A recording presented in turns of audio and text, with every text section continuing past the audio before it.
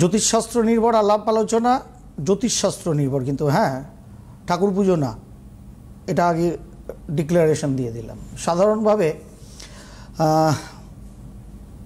Detail একটু আলাপ আলোচনা খানিকটা করেছি, একটা গ্রহ সবে করেছি, শাম্ভবী অ্যাস্ট্রোয় পাবেন।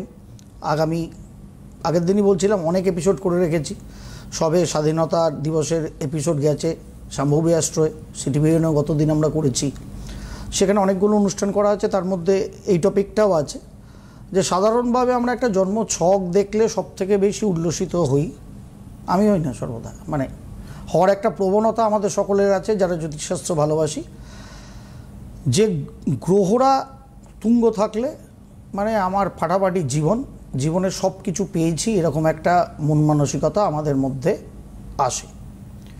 গ্রহরা তুঙ্গস্থ এবং গ্রহরা নিচস্থ খুব কমন শোনা একটা কথা। ফার্স্ট কথা হচ্ছে গ্রহরা তুঙ্গস্থ এবং গ্রহরা নিচস্থ, এই অবস্থাটা কি?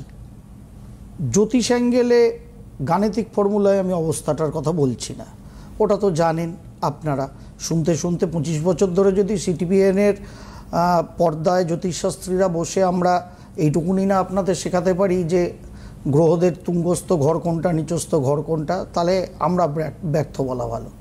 অতএব ধরে নিচ্ছি আপনারা জানেন কোন গ্রহ কোন ঘরে তুঙ্গস্থ হয়, কোন ঘরে নিচস্থ হয়। তুঙ্গস্থ এবং নিচস্থ বিষয়টা আপনাদের শোনা, কিন্তু দর্শনটা কখনো শুনেছেন কিনা আমি জানি না।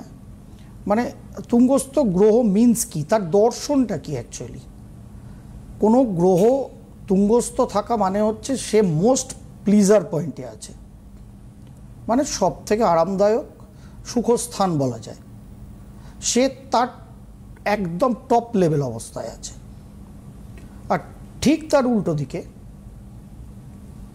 সেই গ্রহটি যখন নিচস্থ ঘরে আছে, তার মানে সে তার সর্বাপেক্ষা দুরবস্থায় আছে। এটা হচ্ছে সিম্পল দর্শন, এটাই আমরা সাধারণভাবে অ্যানালিসিস করি। কিন্তু এবার জ্যোতিষশাস্ত্রের মূলত তো ব্যবহার মানুষের জন্য, সেটার চর্বিত চর্বণ করছি না, কেন মানুষের জন্য, গরু ছাগল ভেড়ার জন্য নয়। তা মানুষের জন্য যখন এই গ্রহদের ইফেক্ট আমাদের এই জোডিয়াক সিস্টেমে, যেটা জ্যোতিষশাস্ত্র আমাদের 6500 বছর আগে বলে গেছে, মহর্ষিরা জ্যোতিষশাস্ত্রের মাধ্যমে বলে গেছে, তা সেখানে তুঙ্গস্থ গ্রহ নিচস্থ গ্রহের তারা ব্যাখ্যা দিয়ে গেছে, আমরাও সেটা পড়েছি, জেনেছি এবং তাকে ব্যবহারও আমরা করি। তুঙ্গস্থ গ্রহ মোস্ট প্লিজার পয়েন্টে যখন কোনো গ্রহ থাকে তাকে বলি আমরা তুঙ্গস্থান, আর সব থেকে খারাপ অবস্থায় যখন কোনো গ্রহ থাকে তাকে আমরা বলি তার নিচস্থ অবস্থান। এটা বেসিক প্রিন্সিপাল। এবার যদি আমরা নিচস্থ আর তুঙ্গস্থ এই যে দুটো গ্রহের অবস্থা, এটাকে যদি আমরা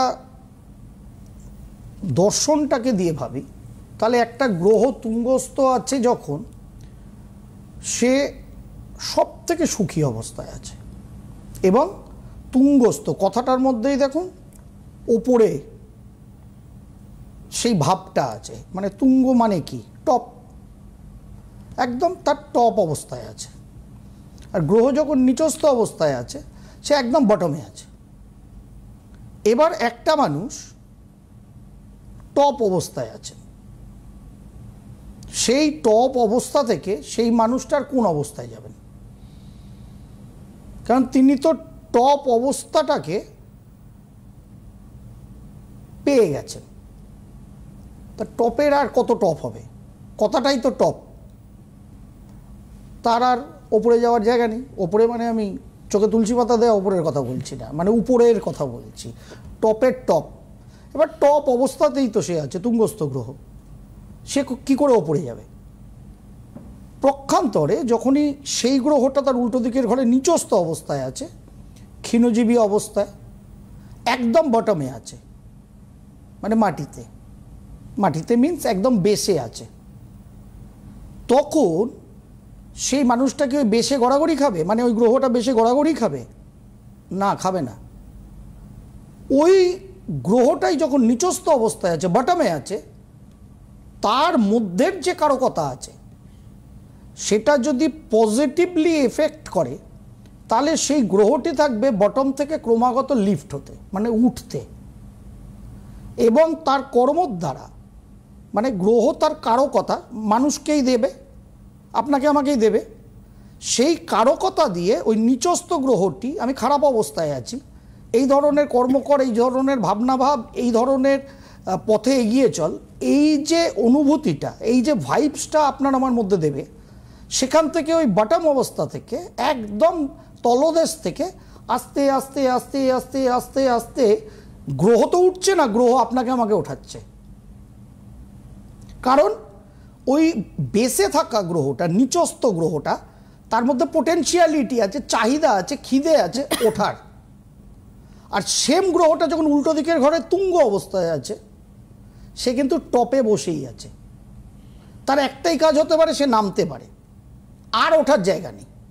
তার মানে সে একটা তৃপ্ত অবস্থায় বসে আছে, মানে অ্যাকচুয়ালি কাজ কারবার নাই। সুখী গৃহকোণে আমি সুখী, তার মানে অলস, তার মানে অ্যাকচুয়াল পোটেনশিয়ালিটি আছে কিন্তু তার প্রকাশ নেই। তার কারণ তার কর্ম করলে তো ফল পাবে, ফল পেয়ে সে টপের কোন টপে যাবে? আর যাবে না। আমরা তুঙ্গস্থ গ্রহ দেখলে আহ্লাদিত হই। আজ অবধি জ্যোতিষশাস্ত্রের বিভিন্ন বিদগ্ধ জ্যোতিষমণ্ডলীও বলেন, আমিও নিজে অবজার্ভ করে দেখেছি, হাজার হাজার সফল মানুষের জন্মছক ঘেটে দেখেছি, কারুর জন্মছকে, এই নিয়ে অনুষ্ঠান সেটি অলরেডি সম্ভবই অ্যাস্ট্রো করা আছে, সেখানে ডিটেল পাবেন।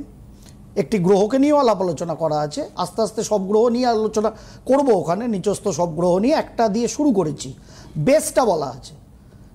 কোনো সফল মানুষের জন্মছকে সর্বদা গ্রহ তুঙ্গ অবস্থায় আছেন বা নিজের ঘরে বসে আছেন, সেই মানুষটা জীবনে চরম সফল হয়েছেন।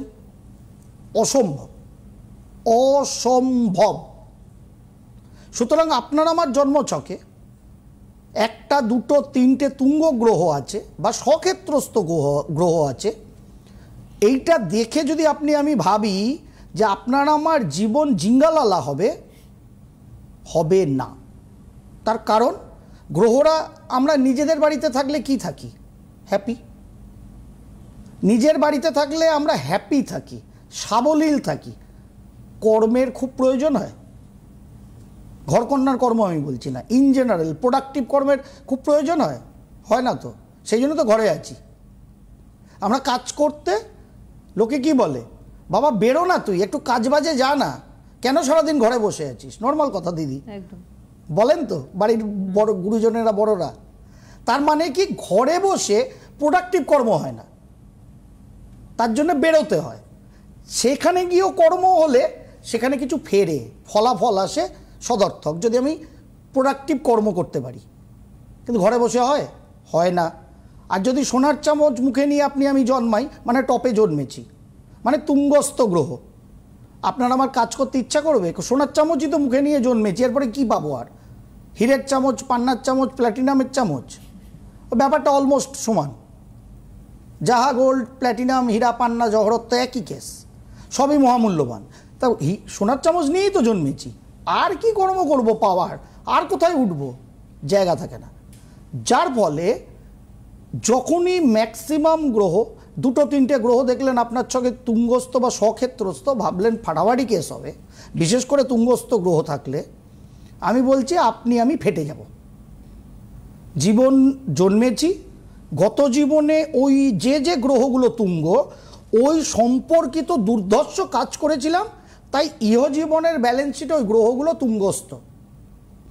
তারা আমার কাজে খুশি হয়েছিল গত জীবনে, এই জীবনে তুঙ্গস্থ।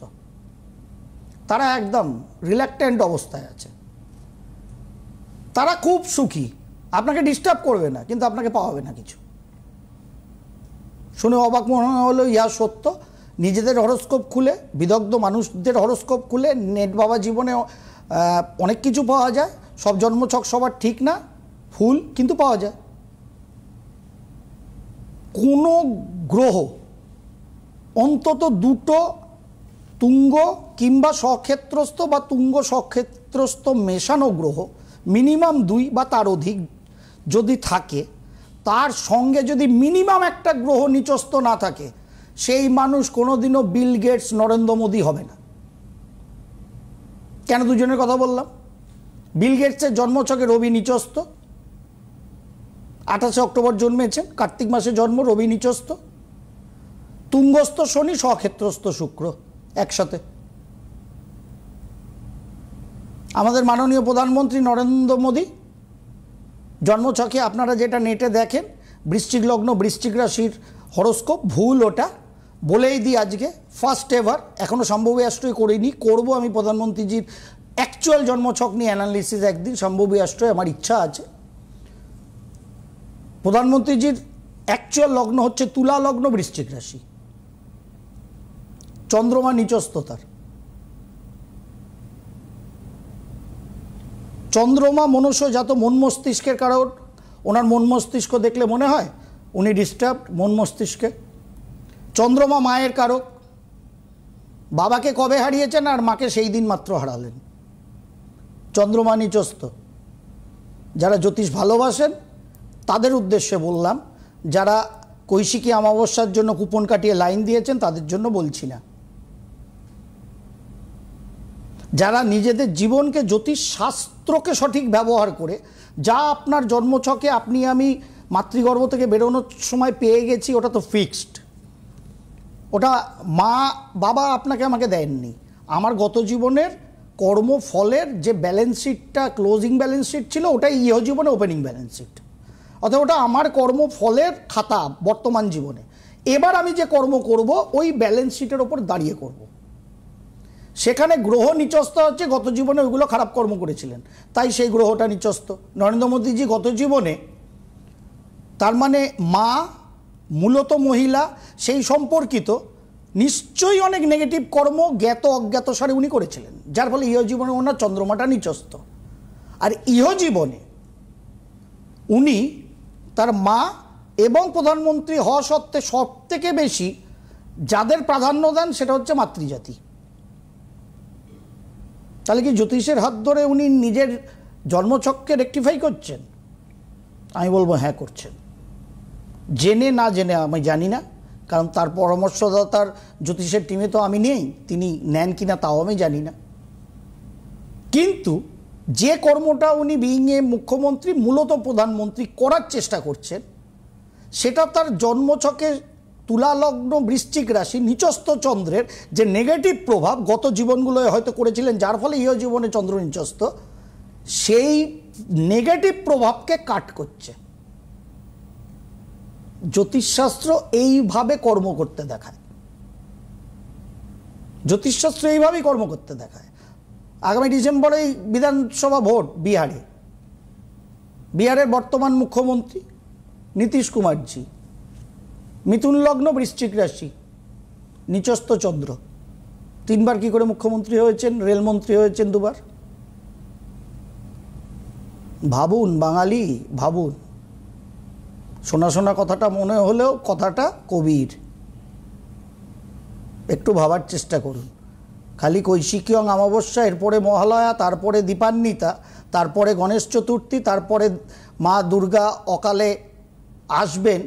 মহালয়ার আগের থেকে কাঁচি নিয়ে ফিতে কাটতে বেরিয়ে যাবেন মানুষেরা। পিতৃপক্ষে দেবীপক্ষের উন্মোচন হয়ে গেল, আমি যেহেতু কাঁচি নিয়ে বেরিয়েছি। না উহা ধর্ম, না জ্যোতিষশাস্ত্রের, আমরা যা করছি সেটা কর্ম। কেউ ফোনে এবার দাঁড়িয়ে আছেন।